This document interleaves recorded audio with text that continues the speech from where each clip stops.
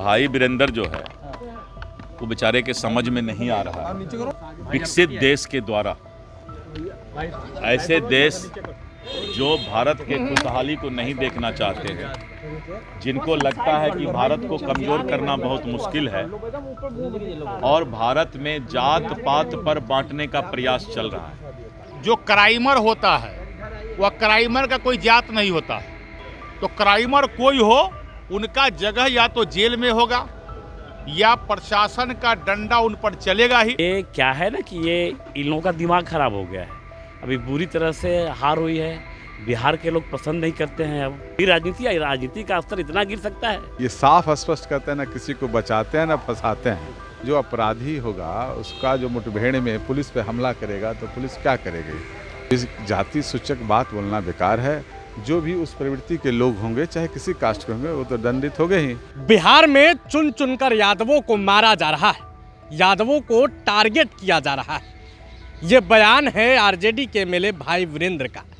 आज सुबह सुबह आपको मालूम है कि गाय घाट में मोस्ट वांटेड सूर्या का पुलिस ने एनकाउंटर कर दिया, जिसके बाद ये बयान आया भाई वीरेंद्र का कि यादवों को ही सिर्फ टारगेट किया जा रहा है। लेकिन अब भाई वीरेंद्र के इस बयान को लेकर बिहार सरकार के मंत्री, जेडीयू के एमएलए और निर्दलीय एमएलसी ने जवाब दे दिया। उन्होंने क्या कुछ कहा है, आप ये पूरा वीडियो देखिए। भाई वीरेंद्र जो है वो बेचारे के समझ में नहीं आ रहा है। एक बहुत बड़ी साजिश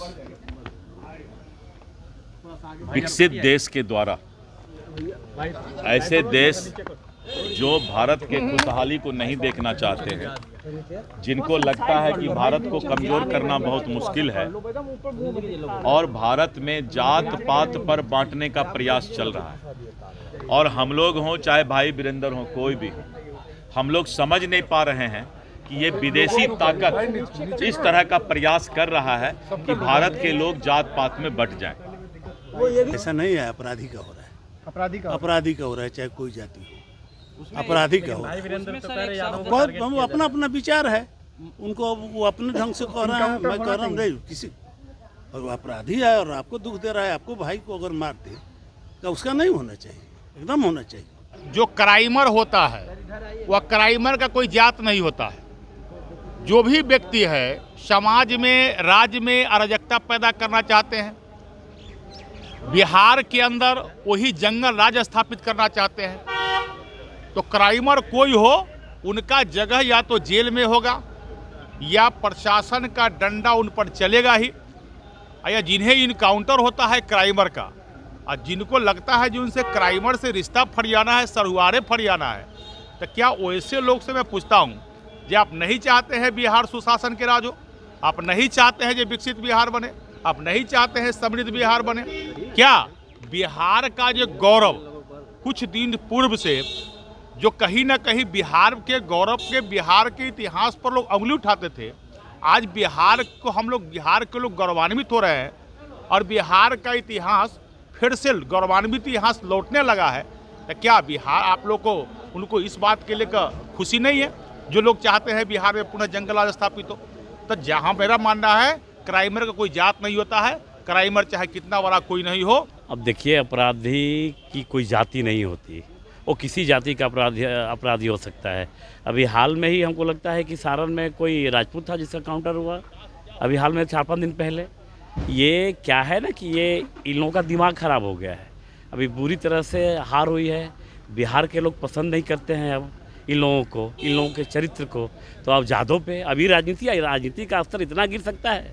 और माननीय विधायक जी सीनियर विधायक हैं, उन्होंने बिहार को देखा है उस ज़माने में भी, इस ज़माने में भी बिहार को देख रहे हैं। कम से कम ऐसे इशू पे, ऐसे सुपर सेंसिटिव इशू पे जो एक उन्मुक्त समाज, जो भयमुक्त समाज के लिए सरकार काम कर रही हो, उस पर टीका टिप्पणी से बचना चाहिए। मेरा यही उनसे आग्रह है। इनकाउंटर होगा आगे भी बिहार में? बिल्कुल होगा, जो अपराध करेगा बिल्कुल होगा इनकाउंटर। अब गोली का जवाब गोली से होगा। जब तक पूर्ण रूप से अपराध खत्म नहीं हो जाता बिहार का, भयमुक्त समाज तो है ही, अपराध मुक्त समाज बनाना है।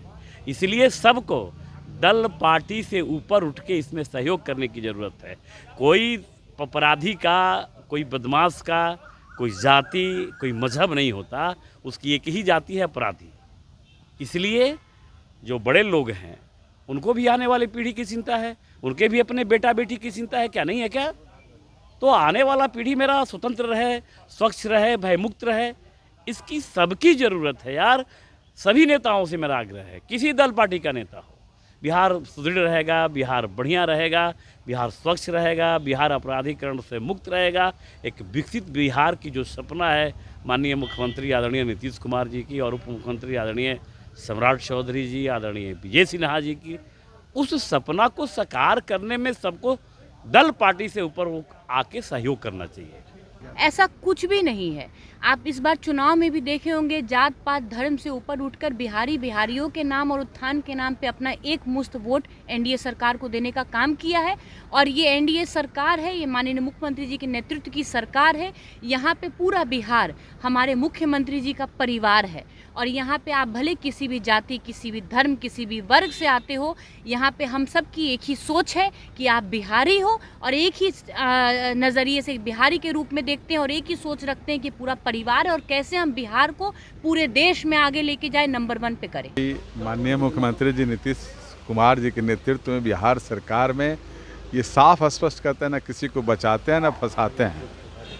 अब इसमें कोई कास्ट वाइज लेकर कहे जो अपराधी होगा उसका जो मुठभेड़ में पुलिस पे हमला करेगा तो पुलिस क्या करेगी? अब इस जाति सूचक बात बोलना बेकार है। जो भी उस प्रवृत्ति के लोग होंगे, चाहे किसी कास्ट के होंगे, वो तो दंडित हो गए ही। ये कहना उनका ठीक नहीं। आरजेडी जाति में अपराधी को क्यों बांटना चाहते हैं? देखिए, अब उनका विकास का मुद्दा दिख नहीं रहा है। 30,000 करोड़ से बजट 3,47,000 करोड़ का हो गया अगले 20 वर्षों में। और बिहार का विकास की गाथा निकलने वाली सरकार माननीय मुख्यमंत्री नीतीश कुमार जी के नेतृत्व में जो चल रही है, उनको दिख काफी वृद्धि हुई है सर। कहाँ वृद्धि हुई है बाबू? आज रात में पूरा दिन रात घूमते हो, कभी कभी सडनली अचानक कोई घटना घटती है तो उस पर कहाँ कोई बचता है, दंडित होता है उसमें। आप देख रहे हो कि क्या स्थिति है, क्या स्थिति था। रात में हम लोग घूम पा रहे थे और आज की स्थिति सरकार का एनसीआरबी का डेटा है नहीं। उस तो घटनाएं जहाँ होती हैं वो दंडित होता है लोग। प्रभातखबर.com, विश्वास वही, रफ्तार नहीं।